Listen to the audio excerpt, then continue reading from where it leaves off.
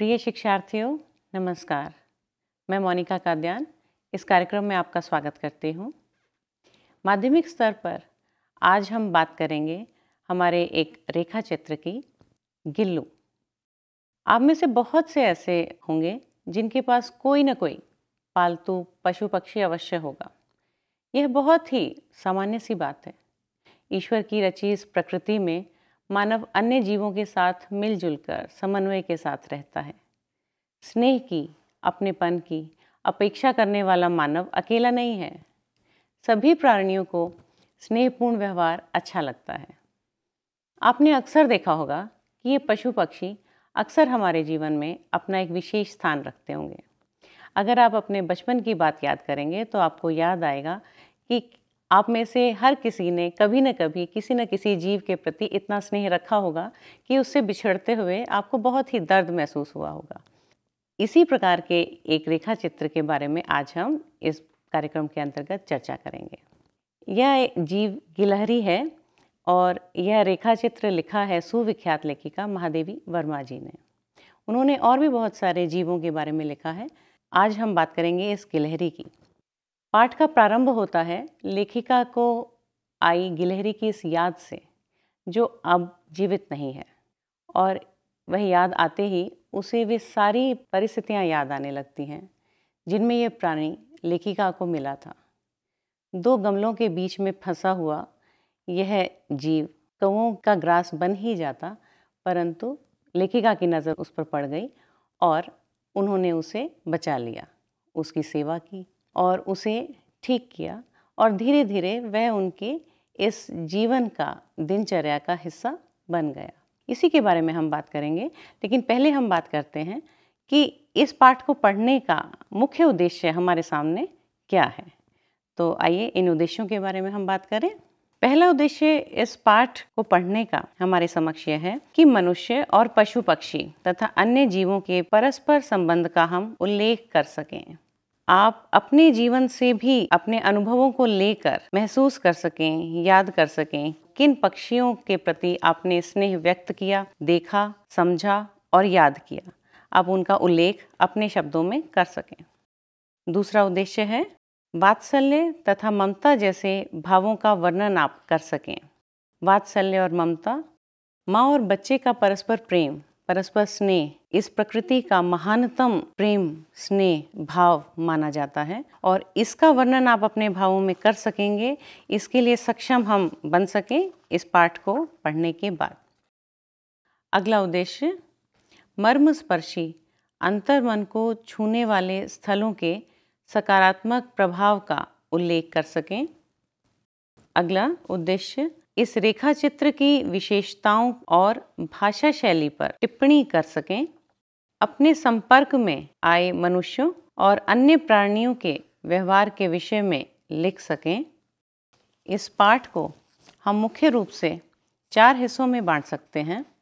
गिलहरी के उस छोटे से बच्चे के बचने की आस किसी को न थी, परंतु लेखिका की मानवीयता ने हार नहीं मानी। लेखिका ने उसकी सेवा की। दवा और सेवा के प्रभाव से वह जीव काफ़ी ठीक हो गया। लेखिका लिखती हैं कि तीसरे दिन वह इतना अच्छा हो गया कि मेरी उंगली अपने 2 नन्हे पंजों में पकड़कर नीले कांच के मोतियों जैसी आँखों से इधर उधर वह देखने लगा। लेखिका ने उसका नाम गिल्लू रख दिया। पूर्ण रूप से स्वस्थ गिल्लू तरह तरह की अटकेलियाँ करते और लेखिका का मन मोह लेने लगा।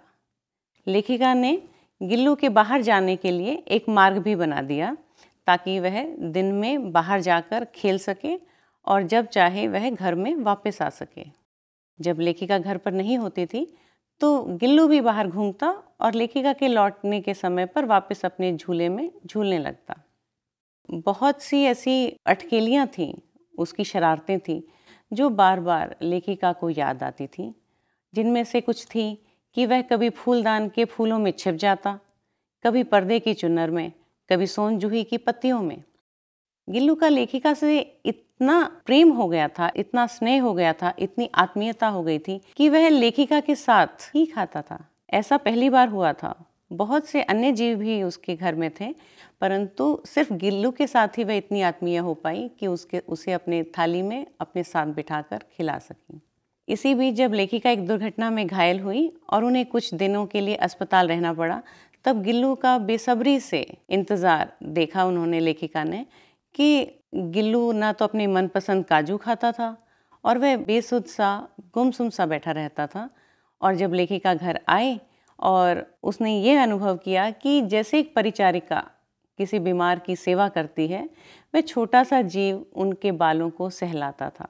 यह बात लेखिका कभी भी नहीं भूल पाई। कहने की बात है कि यदि मानव किसी जीव का ध्यान रखता है तो ऐसा नहीं है कि जीव इस बात को अनदेखा कर देता है। वह स्नेह का भाव, वह सेवा का भाव उस छोटे से जीव में भी था। इस पाठ में यही बताया गया है कि यदि स्नेह और सह अस्तित्व की भावना से हम मानवीयता दिखाते हुए इस प्रकृति में रहें तो बहुत ही समन्वयात्मक वातावरण रहेगा। यह बहुत अच्छा संदेश हमें इस रेखा चित्र के माध्यम से मिलता है। एक छोटा सा अंश हम इसका पढ़ेंगे, इसका वाचन मैं करती हूँ और हम देखेंगे कि कितनी सरल भाषा लेखिका ने इस पाठ में प्रयोग की है। सोन जूही में आज एक पीली कली लगी है। इसे देखकर अनायास ही उस छोटे जीव का स्मरण हो आया जो इस लता की सघन हरितिमा में छिपकर बैठता था और फिर मेरे निकट पहुंचते ही कंधे पर कूदकर मुझे चौंका देता था। तब मुझे कली की खोज रहती थी, पर आज उस लघु प्राण की खोज है। परंतु वह तो अब तक इस सोन जूही की जड़ में मिट्टी होकर मिल गया होगा। कौन जाने स्वर्णिम कली के बहाने वही मुझे चौंकाने ऊपर आ गया हो। अचानक एक दिन सवेरे कमरे से बरामदे में आकर मैंने देखा 2 कौवे एक गमले के चारों ओर चोंचों से छुआ छुआओल का खेल खेल रहे हैं। यह काक भुषुंडी भी विचित्र पक्षी है, एक साथ समादरित, अनादरित, अति सम्मानित, अति अवमानित। हमारे बेचारे पुरखे न गरुड़ के रूप में आ सकते हैं, न मयूर के, न हंस के। उन्हें पितर पक्ष में हमसे कुछ पाने के लिए काक बनकर ही अवतीर्ण होना पड़ता है। इतना ही नहीं, हमारे दूरस्थ प्रियजनों को भी अपने आने का मधु संदेश इनके कर्कश स्वर में ही देना पड़ता है। दूसरी ओर हम कौवा और काँव काँव करने को अवमानना के अर्थ में प्रयुक्त करते हैं। मेरे काक पुराण के विवेचन में अचानक बाधा आ पड़ी, क्योंकि गमले और दीवार की संधि में छिपे एक छोटे से जीव पर मेरी दृष्टि रुक गई। निकट जाकर देखा, गिलहरी का छोटा सा बच्चा है जो संभवतः घोंसले से गिर पड़ा है और अब कौवे जिसमें सुलभ आहार खोज रहे हैं। काक द्वय की चोंचों के 2 घाव इस लघु प्राण के लिए बहुत थे, अतः वह निश्चेष्ट सा गमले से चिपका पड़ा था। सबने कहा, कौवे की चोंच का घाव लगने के बाद यह बच नहीं सकता, अतः इसे ऐसे ही रहने दिया जाए। परंतु मन नहीं माना। उसे हौले से उठाकर अपने कमरे में लाई, फिर रुई से रक्त पोंछकर घावों पर पेंसिलिन का मरहम लगाया। रुई की पतली बत्ती दूध में भिगोकर जैसे तैसे उसके नन्हे से मुंह में लगाई, पर मुंह खुल न सका और दूध की बूंदें दोनों ओर ढुलक गईं। कई घंटे के उपचार के उपरांत उसके मुंह में 1 बूंद पानी टपकाया जा सका। तीसरे दिन वह इतना अच्छा और आश्वस्त हो गया कि मेरी उंगली अपने 2 नन्हे पंजों से पकड़कर नीले कांच के मोतियों जैसे आँखों से इधर उधर देखने लगा।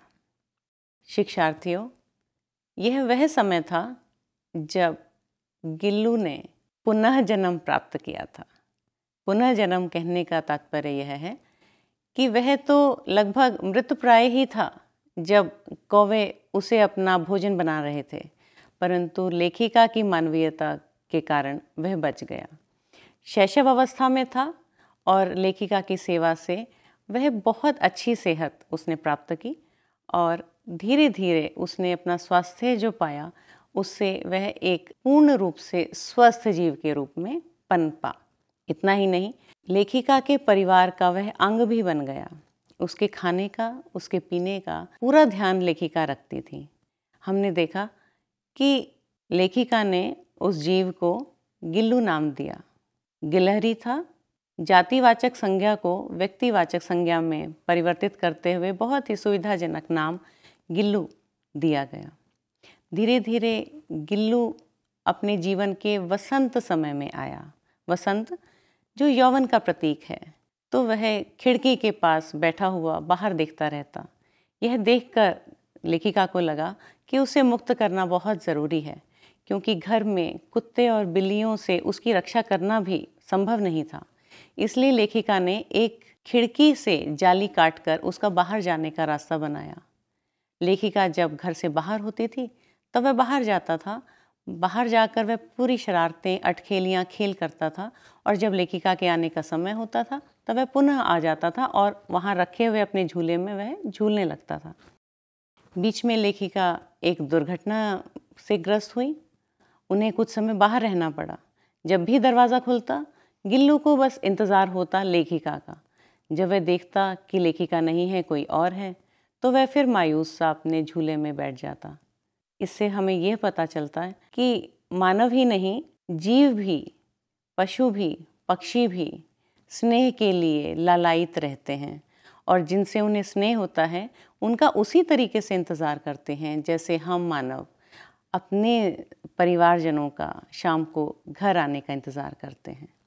यह रेखा चित्र आगे बढ़ता है और लेखिका उनकी विभिन्न तरह की शरारतें बताती हैं। वह किस तरह से उसका ध्यान आकर्षित करने के लिए तरह तरह की शरारतें करता है, और कभी पर्दे पर चढ़ जाता है, कभी लिफाफे में वह उसे उठाकर रखती हैं, और वह अपनी मोटी मोटी आँखों से उसे स्नेह से देखता है।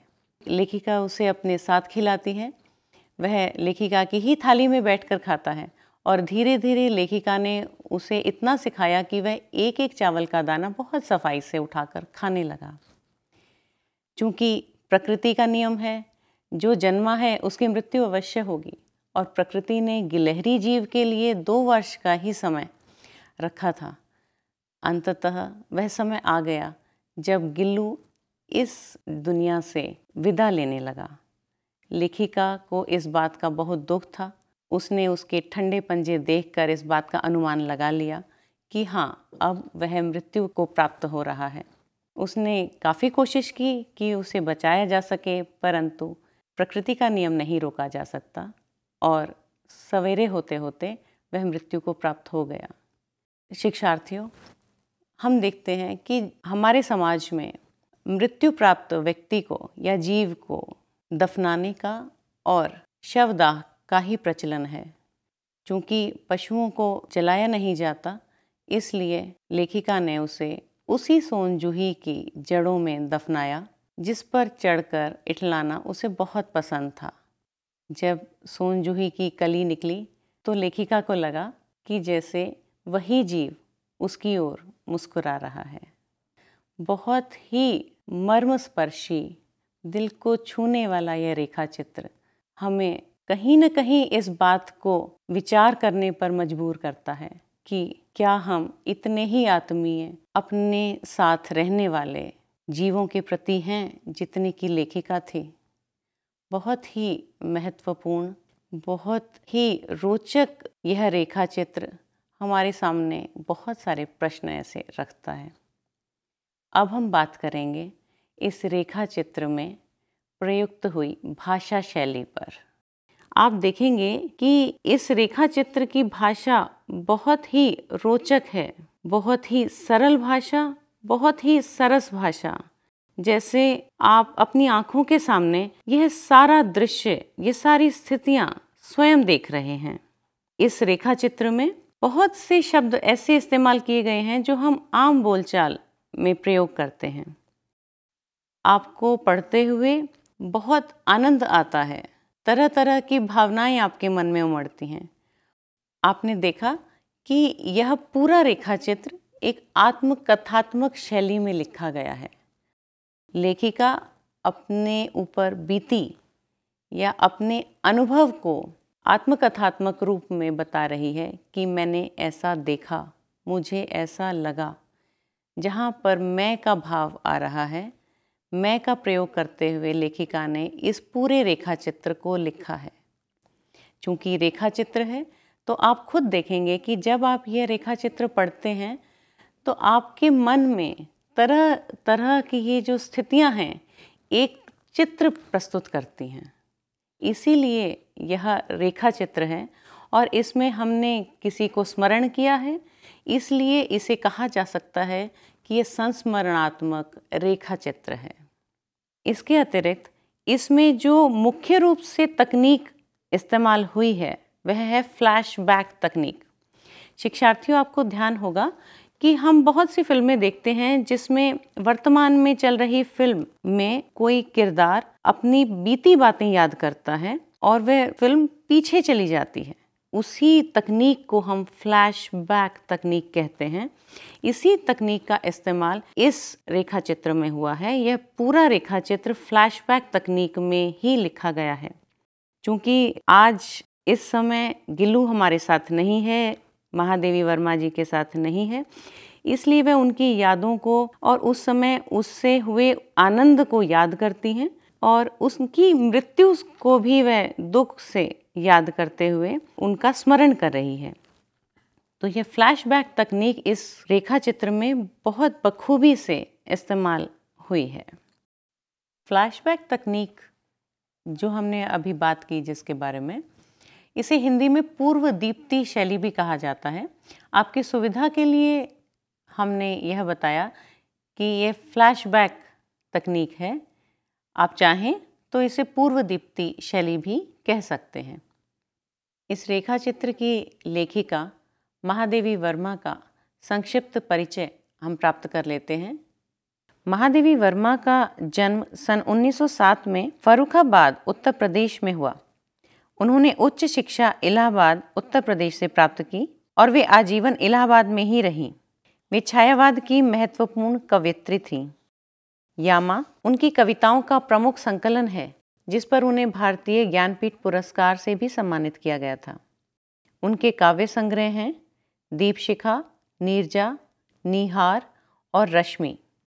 कविता के साथ साथ उन्होंने महत्वपूर्ण गद्य साहित्य भी लिखा।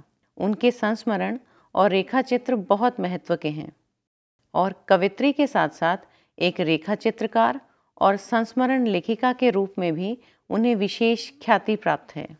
गिल्लू रेखा चित्र जो हमने अभी पढ़ा उनके मेरे परिवार नामक संग्रह से लिया गया है, जिसमें उन्होंने गिल्लू के अतिरिक्त नीलकंठ जो मोर के बारे में है, सोना जो हिरनी के बारे में है, दुर्मुख जो खरगोश के बारे में है, गौरा जो गाय के बारे में है और नीलू जो कुत्ते के बारे में है, साथ ही निक्की जो नेवले के बारे में है, रोजी और रानी जैसे मानवेतर प्राणियों के भीतर छिपी संवेदनशीलता को उन्होंने चित्रात्मक रूप में व्यक्त किया है। इसके अतिरिक्त स्त्री की स्थिति और उसकी समस्याओं पर श्रृंखला की कड़ियां नामक उनके लेखों का संग्रह भी है। अंत में हम बात करते हैं कि हमने इस पाठ की चर्चा करने के बाद क्या क्या सीखा। हमने सीखा पशु पक्षी हमारे जीवन का अभिन्न अंग हैं और उनके प्रति मानवीय करुणा का भाव हमें रखना चाहिए। पशु पक्षी हमारे मित्र और सहायक हो सकते हैं। यदि हम उनकी रक्षा करेंगे तो वे भी हमारे सुख दुख में साथी होंगे। प्रेम और ममता का भाव पशु पक्षियों या मानवेतर प्राणियों में भी उसी प्रकार होता है जैसे कि मानव में। गिल्लू के व्यवहार से मन पर सकारात्मक प्रभाव पड़ता है। करुणा और समानुभूति के माध्यम से हम किसी को भी अपना बना सकते हैं। जिस प्रकार मानव में उम्र के अनुसार शारीरिक एवं व्यवहारगत परिवर्तन होते हैं, वैसे ही अधिकांश मानवेतर प्राणियों में भी ये परिवर्तन होते हैं। इस रेखा चित्र की भाषा शैली सहज, सरल और सरस है। इसकी भाषा प्रवाहपूर्ण है। भाषा में तत्सम, तद्भव, देशज तथा अन्य भाषाओं से प्राप्त अर्थात आगत शब्दों का प्रयोग किया गया है। रेखा चित्र और संस्मरण आधुनिक गद्य विधाएं हैं। जहाँ रेखा चित्र में चरित्र की खास खास बातों के चित्रण का विशेष महत्व होता है, वहीं संस्मरण में स्मृति महत्वपूर्ण हो जाती है। रेखा चित्र का संबंध विगत और वर्तमान से होता है, जबकि संस्मरण का बीते समय से। रेखा चित्र की अपेक्षा संस्मरण में आत्मीयता अधिक होती है। महादेवी ऐसी विशिष्ट रचनाकार हैं जिनके लेखन में अभावग्रस्त मनुष्य ही नहीं, पशु पक्षियों तक को गहरी आत्मीयता मिली है। इस तरह के अन्य संस्मरणात्मक और रेखा चित्र संबंधी रचनाएं आप अपने अध्ययन के लिए पढ़ सकते हैं। तो इस तरह से हमने इस रेखा चित्र के बारे में बात की। आशा करते हैं कि आपको यह पाठ अच्छे से समझ में आया होगा। आपका बहुत बहुत धन्यवाद। नमस्कार।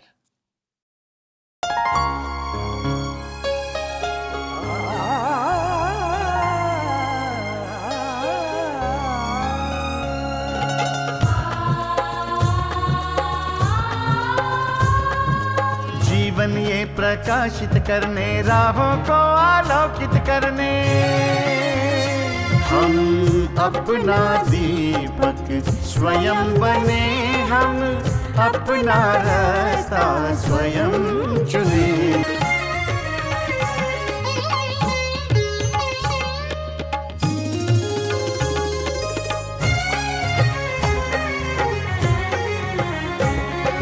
धन साधन समय की सीमा से विद्यालय जो मुक्त हो,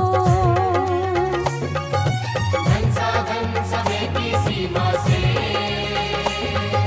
विद्यालय जो मुक्त हो। कभी पढ़े हम कहीं पढ़े, वे विषय की लोच से युक्त हो। मित्रों हम उठे और जागे, मंजिल आने की ध्वनि सुने, हम अपना दीपक स्वयं बने, हम अपना रास्ता स्वयं चुने। कोई मन चाहा केंद्र चुने, स्वयं बने, हम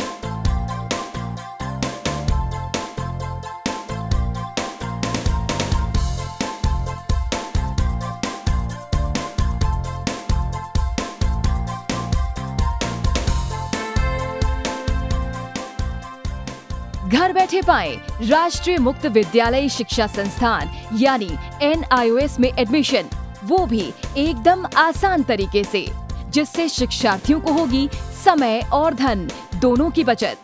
NIOS से शिक्षा कभी भी कहीं भी। शिक्षार्थियों, क्या आप जानते हैं NIOS में एडमिशन लेने का सरल और सुगम तरीका, जिससे शिक्षार्थियों को ऑनलाइन प्रवेश लेने में सहूलियत मिलती है। NIOS में प्रवेश की प्रक्रिया पूर्णतया ऑनलाइन है। शिक्षार्थी घर बैठे इंटरनेट द्वारा प्रवेश के लिए सबसे पहले NIOS की वेबसाइट www.nios.ac.in पर लॉगिन करें। अपना ईमेल आईडी और पासवर्ड डालकर अपना पंजीकरण करें। पंजीकरण के बाद लॉगिन करने पर ऑनलाइन प्रवेश हेतु आवेदन पत्र खुलेगा। आवेदन पत्र को निर्देशानुसार भरें और प्रिंट आउट लें। इस प्रिंट आउट पर अपनी फोटो संलग्न करें।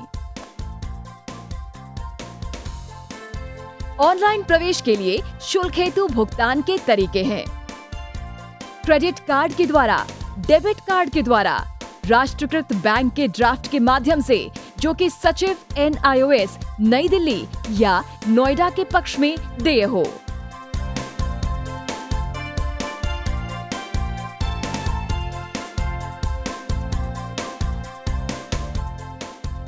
भरे हुए आवेदन पत्र के साथ साथ डिमांड ड्राफ्ट और संलग्न किए जाने वाले दस्तावेज हैं जन्म रजिस्ट्रार के जिला कार्यालय से जारी जन्म प्रमाण पत्र की सत्यापित प्रति, जिसमें जन्म तिथि अंकित हो, पिछले विद्यालय से प्राप्त विद्यालय छोड़ने का प्रमाण पत्र जिसमें आवेदक की जन्म तिथि लिखी हो, प्रवेश फॉर्म का प्रिंट आउट NIOS के संबद्ध क्षेत्रीय केंद्रों पर 10 दिनों में पहुंच जाना चाहिए, अन्यथा उचित दस्तावेज न लगे होने पर आवेदन फॉर्म रद्द किया जा सकता है।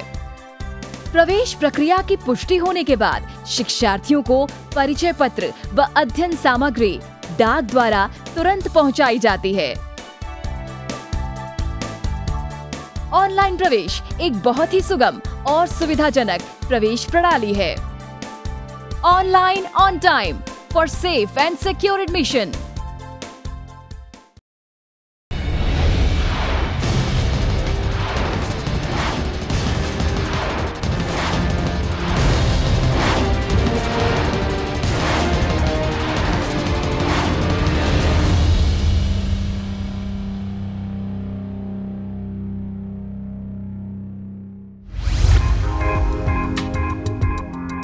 क्या आप जानते हैं एक ऐसा शिक्षा संस्थान जो दे आपकी उम्मीदों को नई ऊंचाई?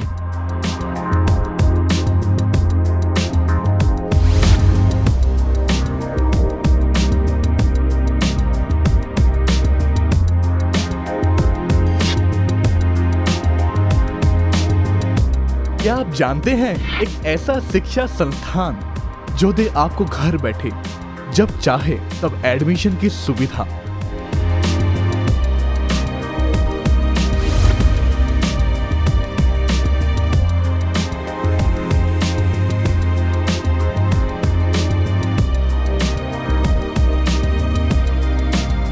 क्या आप जानते हैं एक ऐसा शिक्षा संस्थान जो आपको दे तकनीकी क्षेत्र में आगे बढ़ने का मौका?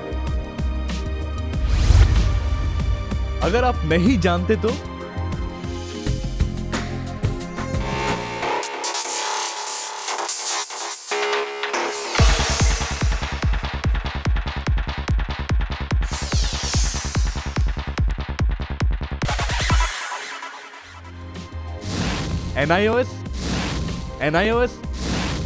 NIOS।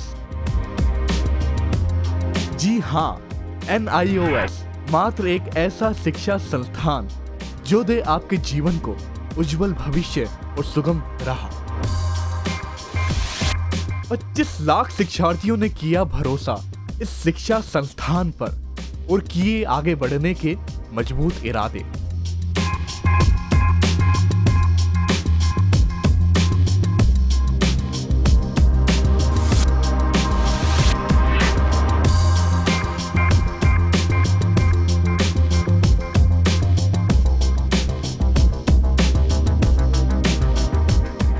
जो देगा आपको घर बैठे शिक्षण सामग्री के साथ रेडियो व टेलीविजन कार्यक्रमों का सहयोग।